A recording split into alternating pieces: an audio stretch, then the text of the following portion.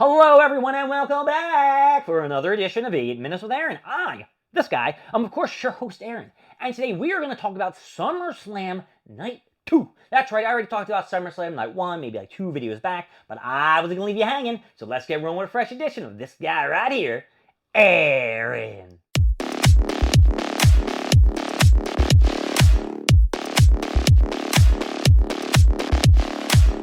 SummerSlam Night 2 was not better than Night 1. Now, you might say to yourself, oh, with Night 1 being this, Night 2's got to be better than that. And it wasn't. I'll say it again, it was not.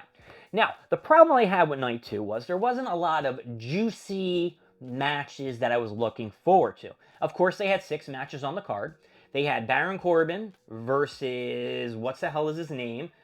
Trick Williams, forgot his name for a minute, for the IC title. They had, for the United States title. They had Chad Gable versus, who is Chad Gable versus again? Blah, blah, blah, blah, blah. Penta for the Intercontinental title. They had the women's 5 or 6 person ladder match for the interim Intercontinental Championship. Then you had some other match that I can't remember, right? How am I forgetting all these matches? The World Championship match, Roman Reigns, and son of a bitch. What the fuck was his name? Roman Reigns and Seth Rollins, and what else? You know what? I'm just going to go through the card, and maybe if I pop in my head, whatever. Maybe it didn't matter what the hell the matches were, but I do remember that I did forget on night 1 that there was the 6-man tag, the Bellas and Paige versus Fatal Influence 1.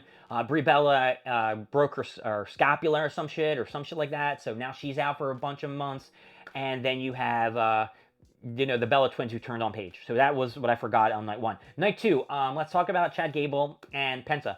They are 2 very fantastic wrestlers, and to be honest with you, I really didn't care who was going to win in the end. Now, it was in Minneapolis, and Chad Gable's been going through this redemption tour, so you knew that Chad Gable was probably going to win. He hasn't had a singles title win. I think he's had the tag team titles with his old group at the Alpha Academy too, something like that, and maybe with Otis. I can't really remember.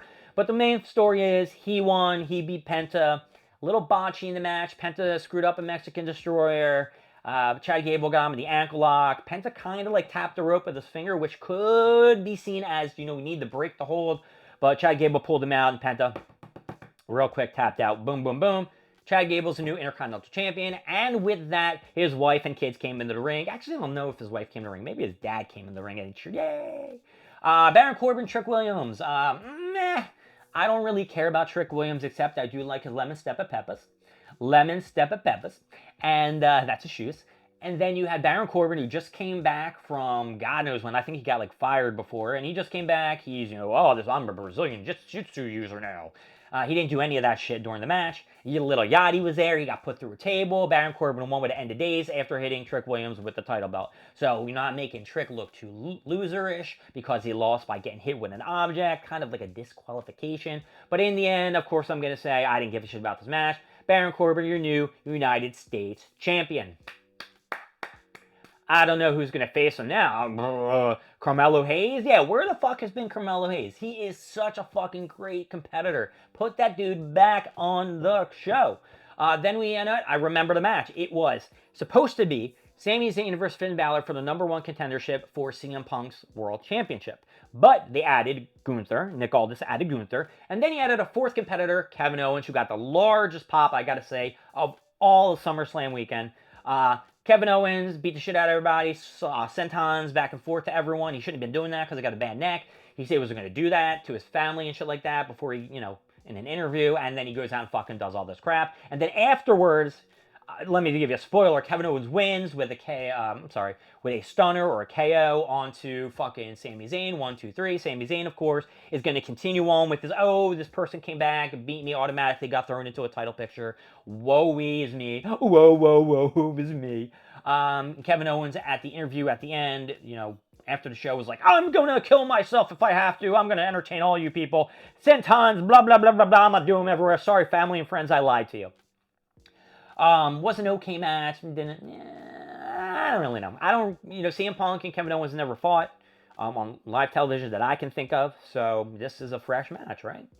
Women's interim intercontinental title match, or world title women's world title because Rhea Ripley's injured. We don't know when that fuck she's coming back. They won't strip her of the title, so they're gonna just throw it on somebody else. Terrible match. Who was in it? Was her Lashley or I don't whatever her name is. Terrible. Chelsea Green. She's alright. Who else? Charlotte Flair. Somebody else. And what's that other girl? Tiffany Stratton. I'm not going to go into the details with this, folks. I just didn't really give a crap about this match. Wasn't anything I was really interested in. In the end, Chelsea Green won. Everybody got knocked out of the ring. She was hanging on like to the steps by her leg, like dangling. And she flipped up, ran up the ladder, grabbed the title belt, and now she is a new interim women's champion. I'm glad that Chelsea Green won because Chelsea Green is probably the most entertaining and the coolest out of all those ladies. And if you saw her past wrestling matches before she got the WWE, she can kick some ass. So, good job, Chelsea Green. I'm going to give you a round of applause. You did terrific. Good job. Then what do we have here? We need to talk about the next match, which I'm trying to remember. I thought there were 6 matches on this card. Maybe there wasn't 6 matches on the card. There was no tag team match. I don't know. What the fuck else was on the match? All right, I guess we're going to talk about, unless I can remember anything else, let's talk about Roman Reigns and Seth Rollins. All right, it doesn't matter because, I can fill this up in 2 minutes and, whatever. This match was, I'm going to say meh. It was meh at best. We've seen him fight several times before. Rollins, of course, always has been talking about how he's got the upper hand on Roman Reigns. He's never been beaten by Roman Reigns, so obviously we're not going to have Roman Reigns lose the title when he's already advertised for the King of the Ring. So, yeah, he's not losing the title, folks. Sorry, not happening at all. Now, you might have thought, oh, well, it's in Iowa, Seth Rollins' hometown the next night, but no. Here's a little spoiler I said in my other video or something like that. He didn't even show up. He wasn't even there. His wife, Becky Lynch, was there, but not him. Oh, wait, there was a women's title. Nah, that was the day before. That was Liv Morgan, Io Sky. All right. So, a lot of Shield crap, them going back and forth, doing a lot of Shield moves, power bombs through the table, Shield power bomb, Zist power bomb. Michael Cole, of course, on the fucking mic just saying this is one of the greatest matches in WWE history. This dude's a nut. I think they may have mentioned Dean Ambrose, or they may have said, I think they said Dean Ambrose. They would not have said Jon Moxley on the commentary or anything like that. Seth Rollins was dressed like really weird, he like a pompadour and shit and all.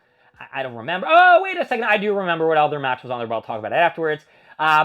A lot of false finishes, a lot of spears, each other trading off moves, ref bump. Roman Reigns got a spear, 1, 2, 3. He is still the current world champion. And at the end, they do a little bump, so, it maybe the Shield fighting and all that crap between Roman Reigns and Rollins over. And the last match I need to talk about was Dominic versus Danhausen. That was a crapper.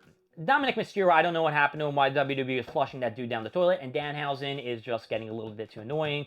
We had the mini Danhausens, we had JD interfere, we have that loser Joe Henry interfere too, and Danhausen won by getting the monies on a pole and giving it out to a bunch of people. This one is all getting it down. That's it, folks. My name is Aaron. Thank you for joining me. Amy is Farron. I will see you next time. We're going to more stuff, more things, and of course, more of me. I'll see y'all later. Bye-bye.